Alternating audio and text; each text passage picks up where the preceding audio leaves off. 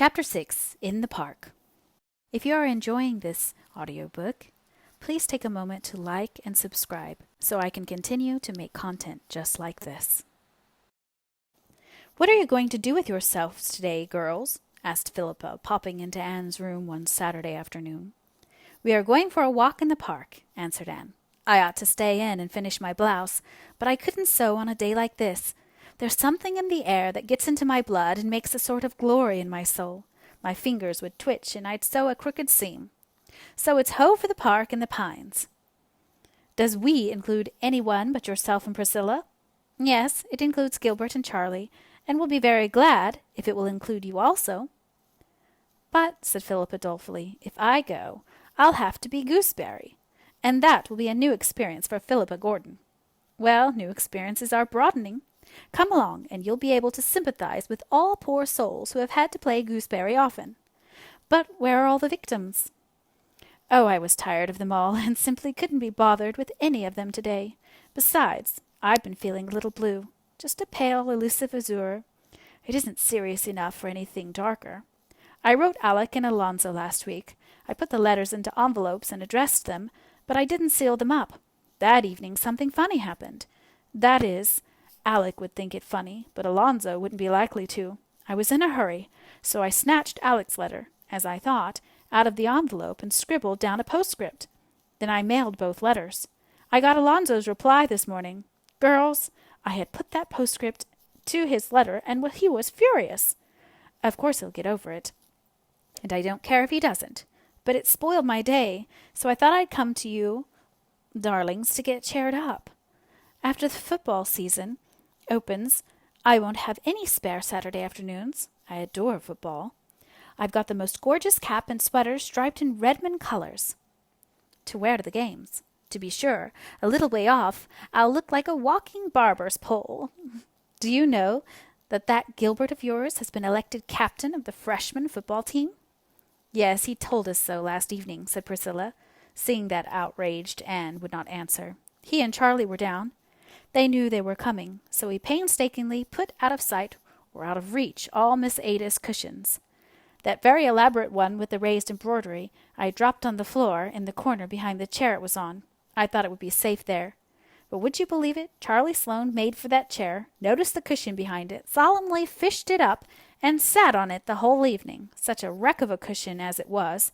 Poor Miss Ada asked me today, still smiling, but oh so reproachfully, why I had allowed to be sat upon. I told her I hadn't, that it was a matter of predestination coupled with inveterate Sloanishness, and I wasn't a match for both combined." "Miss Ada's cushions are really getting on my nerves," said Anne. "She finished 2 new ones last week, stuffed and embroidered within an inch of their lives. There being absolutely no other cushionless place to put them, she stood them up against the wall on the stair landing. They topple over half the time, and if we come up or down the stairs in the dark, we fall over them. Last Sunday, when Dr. Davis prayed for all those exposed to the perils of the sea, I added in thought, and for all those who live in houses where cushions are loved, not wisely but too well. There, we're ready, and I see the boys coming through Old St. John's. Do you cast in your lot with us, Phil?" "I'll go, if I can walk with Priscilla and Charlie. That will be a bearable degree of gooseberry. That Gilbert of yours is a darling, Anne. But why does he go around so much with goggle eyes?" Anne stiffened. She had no great liking for Charlie Sloane, but he was of Avonlea, so no outsider had any business to laugh at him. "Charlie and Gilbert have always been friends," she said coldly. "Charlie is a nice boy. He's not to blame for his eyes." "Don't tell me that. He is. He must have done something dreadful in a previous existence to be punished with such eyes. Pris and I are going to have such sport with him this afternoon. We'll make fun of him to his face, and he'll never know it." Doubtless the abandoned peas, as Anne called them, did carry out their amiable intentions, but Sloane was blissfully ignorant. He thought he was quite a fine fellow to be walking with 2 such co-eds, especially Philippa Gordon, the class beauty and belle. It must surely impress Anne. She would see that some people appreciated him at his real value. Gilbert and Anne loitered a little behind the others, enjoying the calm, still beauty of the autumn afternoon under the pines of the park, on the road that climbed and twisted round the harbor shore. "The silence here is like a prayer, isn't it?" said Anne, her face upturned to the shining sky. "How I love the pines! They seem to strike their roots deep into the romance of all the ages. It is so comforting to creep away now and then for a good talk with them. I always feel so happy out here. And so in mountain solitudes o'ertaken, as by some spell divine, their cares drop from them like the needles shaken from out the gusty pine," quoted Gilbert. "They make our little ambitions seem rather petty, don't they, Anne?" "I think, if ever any great sorrow came to me, I would come to the pines for comfort," said Anne dreamily. "I hope no great sorrow will ever come to you, Anne," said Gilbert, who could not connect the idea of sorrow with the vivid, joyous creature beside him, unwitting that those who can soar to the highest heights can also plunge to the deepest depths, and that the natures which enjoy most keenly are those which also suffer most sharply. "But there must, sometime," mused Anne. "Life seems like a cup of glory held to my lips just now, but there must be some bitterness in it. There is in every cup. I shall taste mine some day. Well, I hope I shall be strong and brave to meet it, and I hope it won't be through my own fault that it will come. Do you remember what Dr. Davis said last Sunday evening? That the sorrows God sent us brought comfort and strength with them, while the sorrows we brought on ourselves through folly or wickedness were by far the hardest to bear? But we mustn't talk of sorrow on an afternoon like this. It's meant for the sheer joy of living, isn't it?" "If I had my way, I'd shut everything out of your life but happiness and pleasure, Anne," said Gilbert in the tone that meant danger ahead. "Then you would be very unwise," rejoined Anne hastily. "I'm sure no life can be properly developed and rounded out without some trial and sorrow, though I suppose it is only when we are pretty comfortable that we admit it. Come, the others have gone to the pavilion and are beckoning to us." They all sat down in the little pavilion to watch an autumn sunset of deep red fire and pallid gold. To their left lay Kingsport, its roofs and spires dim in their shroud of violet smoke.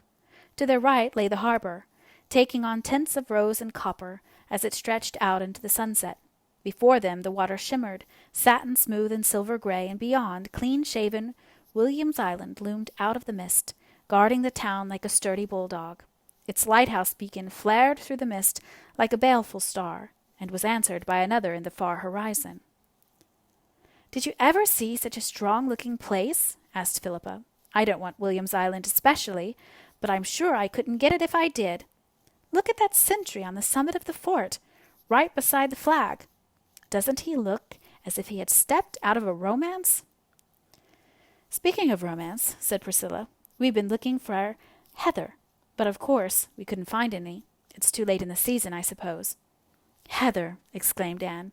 "Heather doesn't grow in America, does it?" "There are just 2 patches of it in the whole continent," said Phil. "One right here in the park, and one somewhere else in Nova Scotia, I forget where. The famous Highland Regiment, the Black Watch, camped here one year, and when the men shook out the straw of their beds in the spring, some seeds of heather took root." "Oh, how delightful!" said enchanted Anne. "Let's go home around by Spofford Avenue," suggested Gilbert. "We can see all the handsome houses where the wealthy nobles dwell. Spofford Avenue is the finest residential street in Kingsport. Nobody can build on it unless he's a millionaire." "Oh, do," said Phil. "There's a perfectly killing little place I want to show you, Anne. It wasn't built by a millionaire. It's the first place after you leave the park, and must have grown while Spofford Avenue was still a country road. It did grow. It wasn't built. I don't care for the houses on the avenue. They're too brand new and plate-glassy. But this little spot is a dream, and its name— but wait till you see it."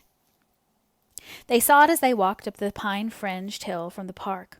Just on the crest where Spofford Avenue petered out into a plain road was a little white frame house with groups of pines on either side of it, stretching their arms protectingly over its low roof. It was covered with red and gold vines, through which its green shuttered windows peeped. Before it was a tiny garden surrounded by a low stone wall. October though it was, the garden was still very sweet with dear old-fashioned, unworldly flowers and shrubs. Sweet May, southernwood, lemon verbena, alyssum, petunias, marigolds, and chrysanthemums. A tiny brick wall, in herringbone pattern, led from the gate to the front porch. The whole place might have been transplanted from some remote country village. Yet there was something about it that made its nearest neighbor, the big lawn-encircled palace of a tobacco king, looked exceedingly crude and showy and ill-bred by contrast. As Phil said, it was the difference between being born and being made. "It's the dearest place I ever saw," said Anne delightedly. "It gives me one of my old, delightful, funny aches. It's dearer and quainter than even Miss Lavendar's stone house." "It's the name I want you to notice especially," said Phil. "Look, in white letters around the archway over the gate. Patty's Place. Isn't that killing? Especially on this avenue of Pinehursts and Elmwolds and Cedar Crofts. Patty's Place, if you please. I adore it." "Have you any idea who Patty is?" asked Priscilla. "Patty Spofford is the name of the old lady who owns it, I've discovered. She lives there with her niece, and they've lived there for hundreds of years, more or less. Maybe a little less, Anne." "Exaggeration is merely a flight of poetic fancy. I understand that wealthy folk have tried to buy the lot time and again. It's really worth a small fortune now, you know. But Patty won't sell upon any consideration. And there's an apple orchard behind the house in place of a backyard. You'll see it when we get a little past. A real apple orchard on Spofford Avenue." "I'm going to dream about Patty's Place tonight," said Anne. "Why, I feel as if I belonged to it. I wonder if by any chance we'll ever see the inside of it." "It isn't likely," said Priscilla. Anne smiled mysteriously. "No, it isn't likely, but I believe it will happen. I have a queer, creepy, crawly feeling, you can call it a presentiment, if you like, that Patty's Place and I are going to be better acquainted yet."